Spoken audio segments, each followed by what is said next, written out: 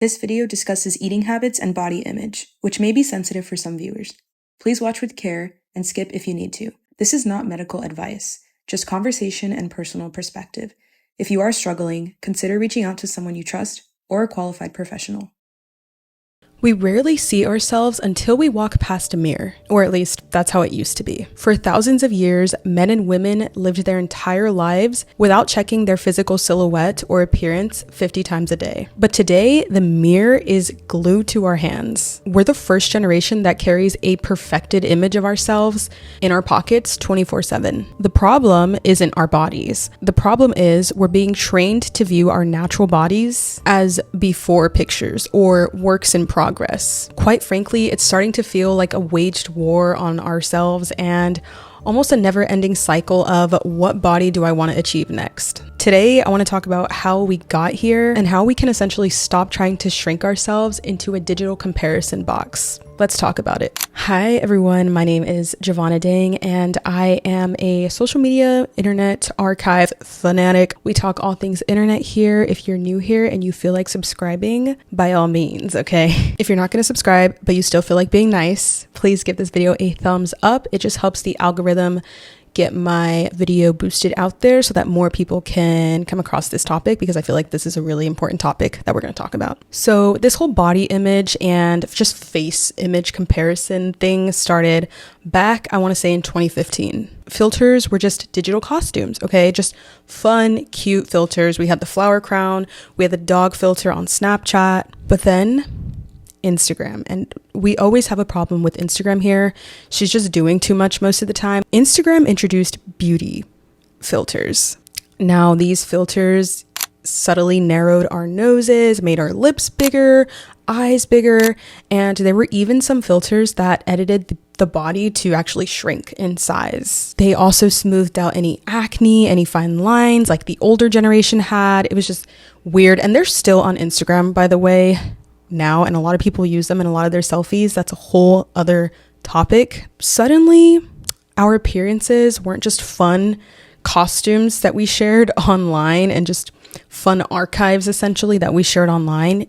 We got serious. Essentially, it started to become an upgrade of how we viewed ourselves. Upgrade. Then 2020 happened. We had no choice but to be on our phones essentially all day. And this is where our bodies started to become primary projects. This was the era of the Chloe Ting workouts and just overall home workout. Like the home workout boom was happening at this time. There was just this collective pressure that if you didn't come out of lockdown with a body transformation, then you were a failure. We stopped living in our bodies and started optimizing them instead, essentially turning our bodies into quarantine projects because of TikTok and social media, including myself. I did lots of YouTube workouts. I was working out 30 minutes a day. I was on a calorie deficit and doing YouTube home workouts, and I did lose some weight, okay? I wanted to achieve my dream body, and that was because my dream body at the time was to just be skinny. I just wanted to be thin, and I did start to lose weight, but I still wasn't happy. So on top of COVID,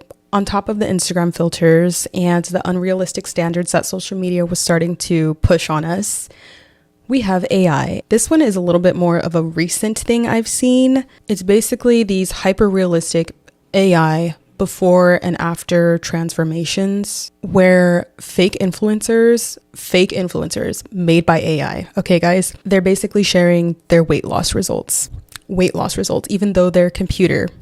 So how can they essentially lose weight? I don't know. Ask the algorithm. But if you go look at the comments, you see people are genuinely asking what they did to achieve this. And the person behind that AI profile is answering them with like, oh, I went on a calorie deficit. I increased my protein intake. I started drinking more water. Like all of these things that, yes, you do to lose weight, but it's AI telling the person this. And the person's like, oh my God, thanks. You look great, by the way. Only like 5% of us caught on that it was AI. Actually really scary. But this is just continuing the fantasy that the internet is creating of this is how you create your dream body. This is how you get your dream body. Just do this, just do that. Mind you, every body is different. My body is different to yours. My height is different to yours. My BMI is different to yours. And If we just continually take advice from influencers and AI influencers, social media in general, celebrities, whoever it is, then we're never going to be satisfied or comfortable in our own bodies. I see older women who are still insecure in their own bodies, and it's just sad that this is the world that we live in, where we have to constantly compare our bodies for our entire lives. Because when we do close these apps, that's when the comparison starts to come in. That's when the dysmorphia hits, when we look in the mirror and we don't see the 2D image that we saw 5 minutes ago. Our brains start to struggle in separating the hope that social media gives versus the reality that our bodies are giving. I'm going to share something really vulnerable on the internet, if that's okay with you all. I have struggled with body dysmorphia since I was like a teenager, like every girl ever, but I can confidently say in the past 2 years that I've been posting on social media, it has gotten infinitely worse. A prime example of this is an hour ago, I went on to tiktok.gov. I searched for one hair tutorial, and then I started scrolling for like the next 15 minutes, comparing myself to all these girls who are obviously very, very pretty, have gorgeous long hair, and then I'm looking at their face and their skin and their makeup and then their body and how small they are and how this and how that. I then went to my TikTok page and spent literally the next 45 minutes doom scrolling a lot of my videos, just critiquing and tearing myself apart. I feel like a lot of you guys are going to relate to what I'm about to say. Genuinely, my body dysmorphia with social media is at an all-time high. I have good habits, but I still look at myself and will be like, oh my God, that is the megalodon shark. There is this unrealistic body standard that literally cannot be achieved without surgery. And I'm not saying if you get surgery, that's bad, but like so many of us that haven't had like surgery will look at our bodies and be like, ew, I hate my body. I feel like I look at myself and I just want to achieve this body that literally is physically impossible, because I'm like, I want to have curves, but I want a tiny waist and I want my arms to be absolutely tiny. And when I stand like this, I don't want any arm fat. Like, do you know what I'm saying? It's not real. I cannot wait until they come out with a documentary about how social media filters, like all of this stuff is like setting us up to have facial dysmorphia. And that's why like plastic surgery or like facial cosmetic surgery is all like at its all-time high right now, because I feel like back then in the earlier years, a lot of people were getting the same type of surgery, maybe like boobs done, maybe your butt done, lipo, all these things have been around, nose job, like it's not unheard of. However, I feel like these filters, social media, it's a lot of things that you have not thought to be insecure about that you are now overthinking. Not to mention, we completely forget that it's a slow burn, okay? The weight loss transformations that you see half the time take 5 years to achieve. I'm on my 6th year of my weight loss journey, or my weight strength, juggling a whole bunch of concepts right now. I'm trying to be stronger, okay? And I'm still discovering things that I need to start including, like protein intake, water intake. I'm still juggling it all, but I don't want to dwell on the end. I want to embrace the current. I think I used to struggle with the idea that it's not going to happen overnight. It's not going to happen in 6 weeks. Sometimes it's not even going to happen in a year. It's going to happen on, first of all, with consistency, timing, and just whatever God's plan, whatever God has planned for me. And we want to be really careful not to condition ourselves in forgetting the reason why we want to achieve good health. I feel like the mental health behind it all is the main point. The benefits of reducing heart problems, heart attacks, chronic diseases, those things should be our primary focus, not how we look in the mirror. How we look isn't going to last forever. We're going to get wrinkles. We're going to get saggy skin. All of that's going to happen. It's just a part of life. Life is just a part of nature. So let's focus on collectively, let's focus on the mental aspect of it and the overall health behind it. I wish my parents took their health serious, because now I have to be the one that breaks the cycle of like diabetes or high blood pressure. Like all of these things are just little reasons why I keep focusing on my health. Being chronically online and in a portal of comparison defeats the whole purpose of why we have to take our health seriously. There's a reason why we feel so drained, and essentially why we know better than to compare and dilute images of ourselves. When we're constantly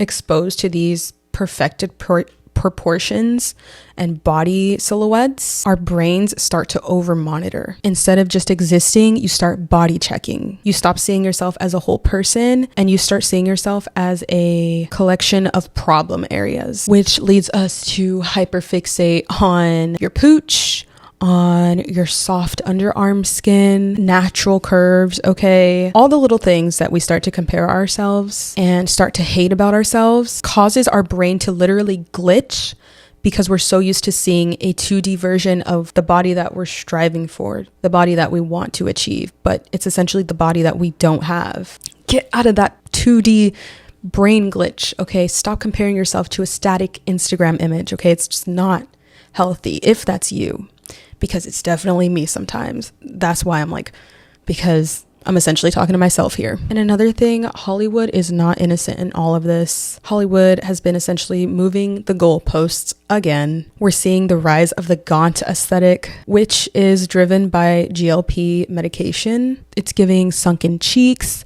hollowed eyes. It's a startling sameness that's going on. I saw Miley Cyrus, Ariana Grande, all different kinds of celebrities. I forget her name, but she was in she's in a lot of movies. I'll put a picture of her. But they all look the same. It feels like everyone is being edited into a filtered replica. And if you're a mom, or if you're just a human being who sees this, it can feel a little bit overwhelming and a little bit confusing, because I thought we were all body positivity.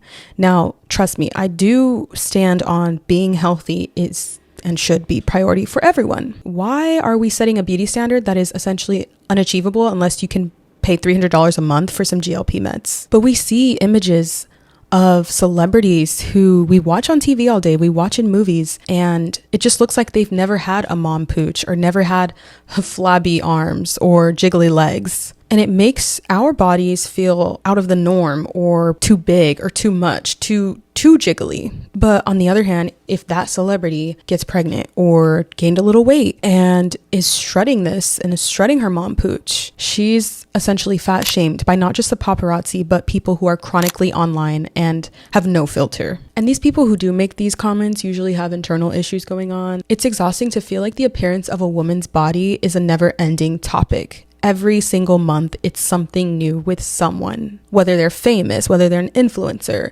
It's just always the same old story, like blah, blah, blah, so-and-so gained weight, so-and-so lost weight. Which one? Like, there are other things to talk about than somebody else's weight, somebody else's health journey. I know for me and my health journey, I know I mentioned a little bit of it earlier, but it did start in middle school, and it's the little comments that your siblings make or that people at school or your parents make where they make you feel bigger than you actually are. And that's what really feeds into it as you grow older. I feel like it's just like such a hard thing to overcome. I know I'm still overcoming the idea of how I view myself, my physical appearance. Even when I fixed things or was trying to fix things about my body, there was always that little voice in my head saying, oh, you're still not good enough. It was like, okay, we worked on our arms, let's focus on the legs now. Okay, we worked on our legs, let's focus on your stomach now. Like, just never ending.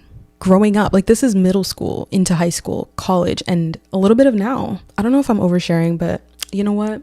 Screw it. So like I said, to be honest, I still struggle a little bit with my body image, and I do have a feeling that it's because of all the transformations and all the weight loss before and afters that I see online every single day on my Explore page, my Instagram page. I guarantee if I open it up right now, I will see some weight loss transformations, and it's yep. Weight loss transformation right there. Never ending, guys. It's just my job at that point to just stay offline or sharpen my brain, okay? But I like focusing on the fact that I am fearfully and wonderfully made by God, and I hold on to that. I am healthy. My doctor literally said I was healthy. Like, these things are what keep me afloat in all of this peer pressure or whatever. To be honest, the older you get, the older I get at least, the more it's just like noise. And I'm like, okay, like I'm gonna just live my life. Okay. I hope this is some positive encouragement if this video is relatable to you, by the way. And I know this conversation can be heavy for some. For some of you, it is an emotional battle. It is a physical battle. And with all that being said, I wanted to share some insight on an organization called National Alliance for Eating Disorders. They offer free therapist-led support groups and a helpline for anyone who's struggling with their body image. They support the person, not just the symptoms. If you feel like your relationship with your body and food has become a prison, please know there's a community that understands. Now, if this isn't you, but you'd still like to help this organization, then I will leave their link in my description for you to check out their website and learn more about what they do and how they help. Now let's get back to the topic. Okay guys, sorry for the camera adjustments. My battery died, so I have to make this last portion really quick. So I do want to focus a little bit more on me because I don't want to point fingers at anyone. I kind of want to just relate this to my journey and see if maybe it relates to you. So a few things that have helped me on my health journey just include eating for my internal health, eating for essentially my brain development, okay?